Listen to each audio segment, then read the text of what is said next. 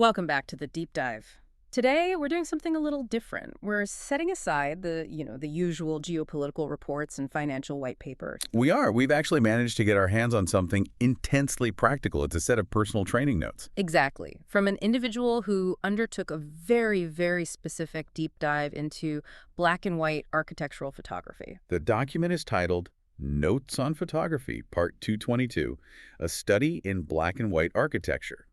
And our mission here, for you, is to treat this as a complete shortcut. A shortcut. I like that. Yeah, we're going to distill the key cognitive and visual breakthroughs from this practice session. The idea is you can use this to refine your own visual skills, even if your only camera is the phone in your pocket. And that, I think, is the real beauty of this source material. We're looking at how applying one very specific creative constraint, in this case, completely eliminating color acts as a knowledge accelerator. It forces you. It forces a fundamental understanding of composition faster than, well, pretty much any other method I can think of. So the constraint isn't really a restriction. Not at all. It's Yeah. more of a diagnostic tool. It strips away all the easy distractions like a bright, colorful sign and immediately highlights where the true visual strength of an image lies. Okay, let's unpack that. That's the core philosophy here. The primary argument the practitioner lays out in these notes is that most architectural shots, they just lack compelling, meaningful color to begin with. Right. I mean, think about it. Buildings are so often neutral. You've got concrete, glass, steel, maybe some stone. Sure. If you're shooting a modern skyscraper, the vibrancy usually comes from something else. The blue sky, a yellow taxi driving by, maybe a piece of street art on a wall. Ah, so you're saying the moment you rely on that blue sky or that flash of red, you've actually stopped looking at the building itself. You stop looking at the structure. Yeah. Exactly. So by choosing to remove color from the get-go, you're forcing a kind of cognitive shift. If that easy pop of color is just gone, where does your eye have to go? It has to pivot. It pivots entirely to composition. And that means emphasizing the inherent structure, the flow of the lines, the texture, and, this is critical, how light and shadow interact. And the notes actually say that, don't they? They do. He explicitly calls this practice an excellent way to train the photographic eye. It forces you to prioritize something called value. Okay, value is one of those terms that gets thrown around a lot. For those of us who aren't, art majors, what does that mean in this context? How can you make that immediately applicable for us? Sure. The simplest way to think of value is the degree of lightness or darkness in a tone, completely separate from its color. Okay. So if you have a bright red apple and a dark green pear, when you switch to black and white, they might both turn out to be a very similar medium gray. They have the same value. They have the same value. But if you have a bright white column right next to a really deep dark shadow, that difference, that stark contrast, that is the value. In a black and white, value is everything. It's the currency you trade in. That's a great analogy. So if you can't spend your visual budget on color, you have to invest 100% in line and shape and that contrast. And that, right there, refines your visual prioritization almost instantly.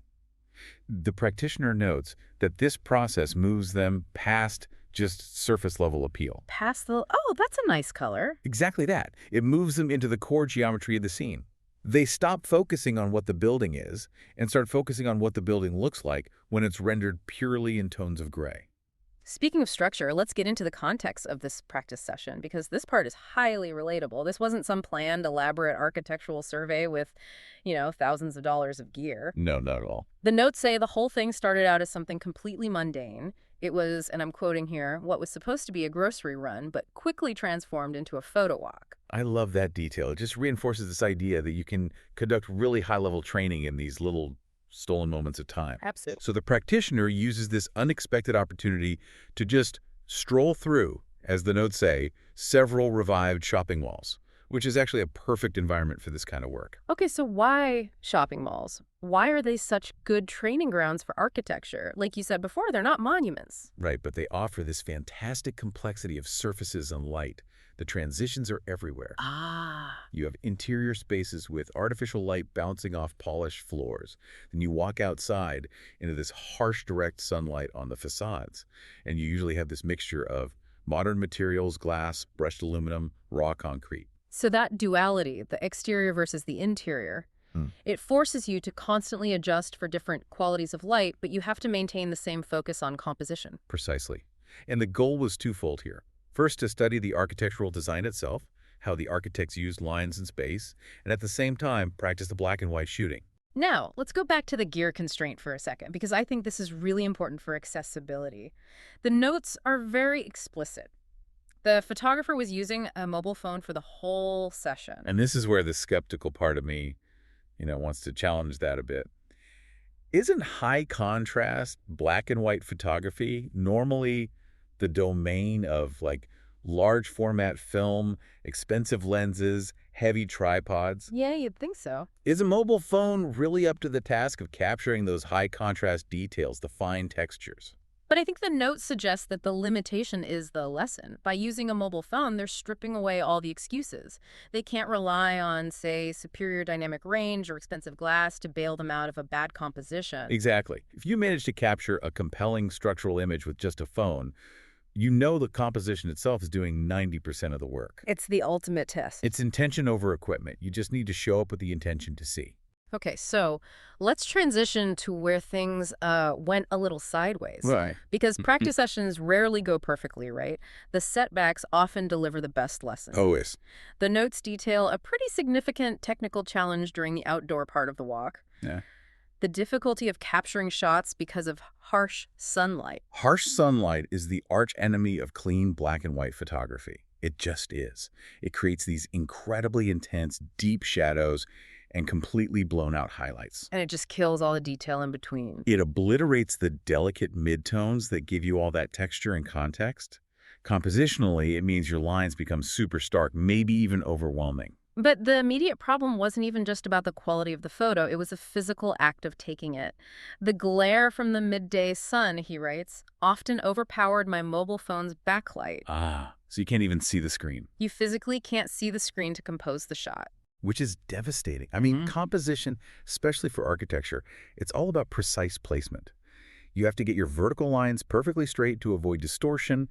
You need to frame things just right to use leading lines. And if you can't see the edges of your frame, you're shooting blind. You're just guessing. I can just picture the scene. This person, who started out just going to buy groceries, is now standing outside some concrete structure, squinting, probably holding a bag of produce. Hi. And trying desperately to line up this complicated shot on a tiny screen that's completely washed out by the sun. It creates a real pressure cooker scenario. You either give up and go home, or you improvise. And their solution, which is detailed right here in the notes, is just wonderfully relatable. They captured the images by, quote, using my hand as a temporary hood over the display. That's it. So simple. No special gear, just a basic, immediate human fix. And that simple little improvisation is such a perfect nugget of creative resourcefulness. Yeah. It just screams, I am committed to this process, and I'm not going to let a technical failure stop the learning. Yeah, that's a great way to put it. The lesson there is that problem-solving under pressure is part of the creative muscle you're trying to build. Yeah. You find a quick, real-world fix just to maintain your momentum. Okay, so moving on to the overall assessment from the source. The practitioner acknowledges that there is still room for improvement, which is fair. Particularly in getting more dynamic compositions, which is a common challenge with that kind of flat, harsh lighting. But despite all the technical issues, the exercise was deemed invaluable. And that word invaluable, that tells us everything. The quality of the final photos wasn't really the point. Right. The value was in the cognitive shift. Exactly. The key insight gained here, and this is where the learning curve really spikes up, is the conscious movement toward, and I'm quoting again, starting to plan and pre-visualize my shots, specifically in black and white. This feels like the ultimate level of mastery, doesn't it?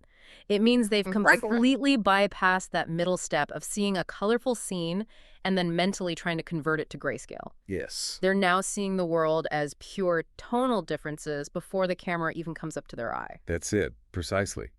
Pre-visualization is the difference between capturing what the world happens to give you and actually designing what the photograph will show.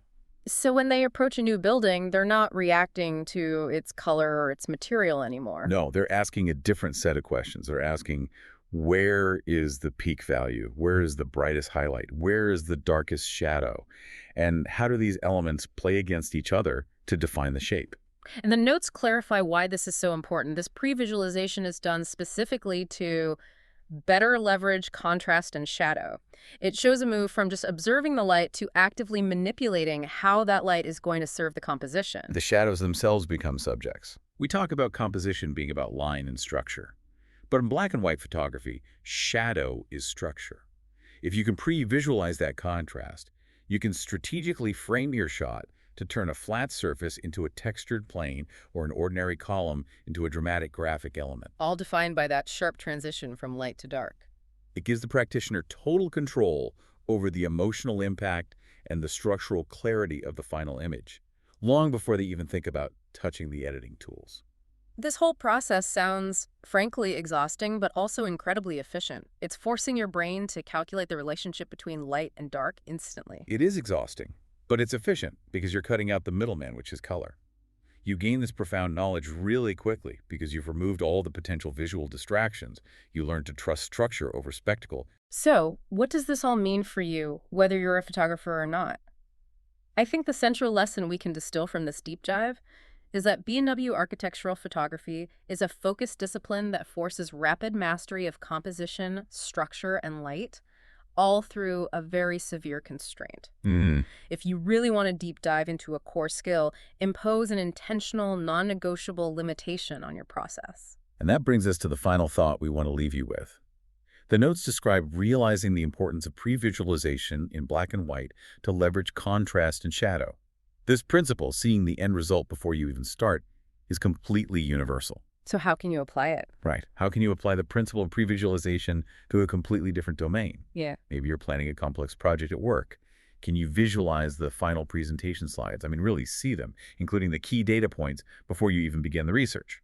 Learning to see the shadows and the highlights, the eventual pain points and successes before you even begin. Well, that's the key to mastering almost any domain.